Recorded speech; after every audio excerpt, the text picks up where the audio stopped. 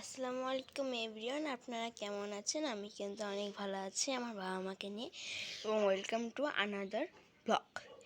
তো আজকে চলে এসেছি আরেকটা নতুন রেসিপি নিয়ে। তো চলুন আজকে এই নতুন রেসিপিটি দেখা যাক। তো এই যে আমার পছন্দের কলমি শাক, এটা আমার খুব ভালো লাগে আর কি। যাই হোক, কালকে বাবাকে নিয়ে আসতে বলেছি, মাও গিয়েছিল বাবার সাথে। তো আমার খুব ভালো লাগে কলমি শাক। তো আজকে খাবো কলমি শাকের সঙ্গে আরও একটা জিনিস। তো চলুন সেটা দেখা যাক। তো বলুন তো এটা কি? হয়তো বা আপনারা বুঝতেই পেরেছেন, এটা হচ্ছে পছন্দের মুরগি। এটা অনেকেই পছন্দ করে, আমারও পছন্দ। তো মা এটা আজকে রান্না করবে। শাকের মধ্যে আবার আমার এই কলমি শাকটা দারুণ পছন্দ। আর মুরগির মাংসর তো কোনো কথাই হবে না, তাই আজকে কলমি শাক আর মুরগির মাংস মা রান্না করছে। তো এখন রান্না করার রেসিপিটা দেখা যাক। আর এই যে আমার মা পেঁয়াজ আর রসুন কেটে নিয়েছে, যেটা এই রেসিপিতে খুবই প্রয়োজনীয়।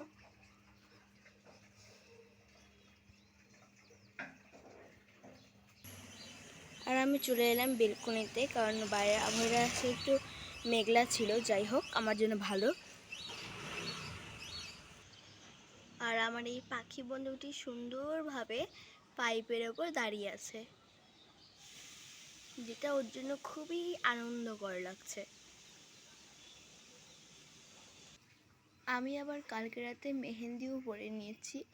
আমি আবার বেশি জাঁকজমক করে পরি না, পরলে সিম্পল ডিজাইনের মধ্যেই পরি।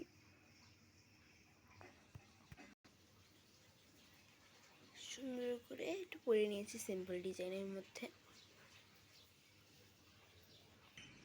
আর আমি কিন্তু একটা কথাই বলবো ভিডিওর শুরুতে, যে ভিডিওটি দেখছেন অবশ্যই আগে লাইকটিও দিয়ে দেবেন, তারপর ভিডিওটি দেখা শুরু করবেন।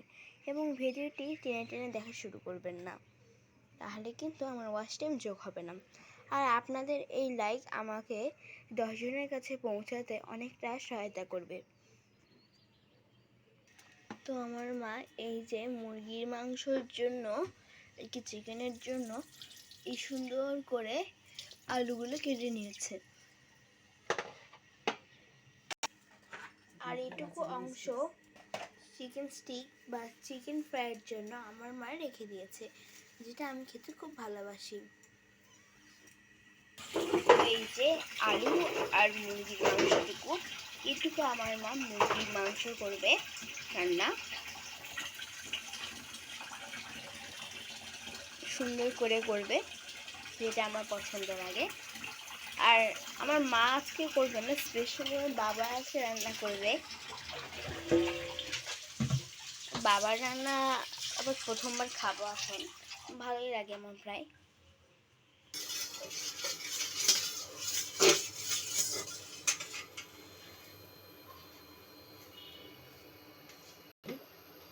তেল দিয়ে দিচ্ছে, আলু দিয়ে দিচ্ছে এখন।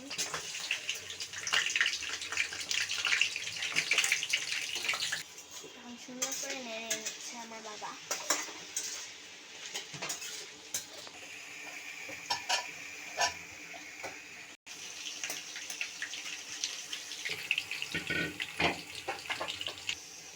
এখন এই তেলে পেঁয়াজ দিয়ে দিল।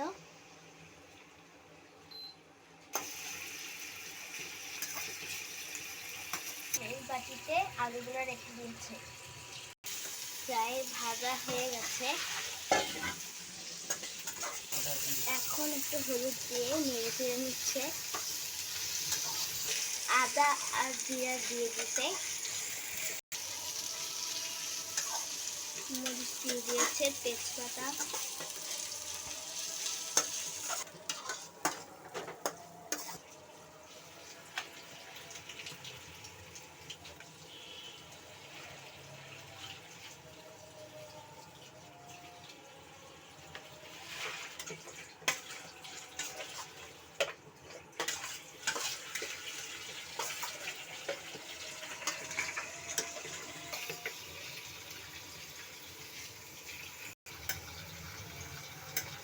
মরিচগুলো দিয়ে দিল।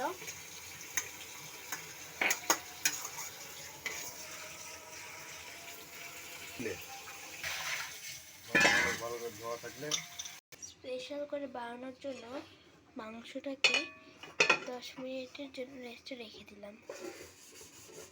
আর এদিকে শাকটাও প্রায় হয়ে যাচ্ছে।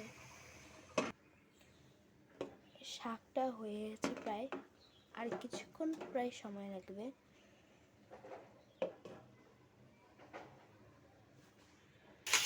এখন মাংসটা কষিয়ে নেবে।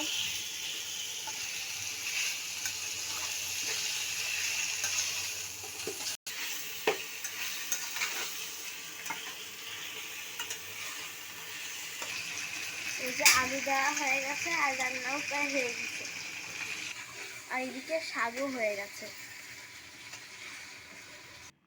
তো এই যে আমাদের মাংস আর শাক রান্না করা তৈরি।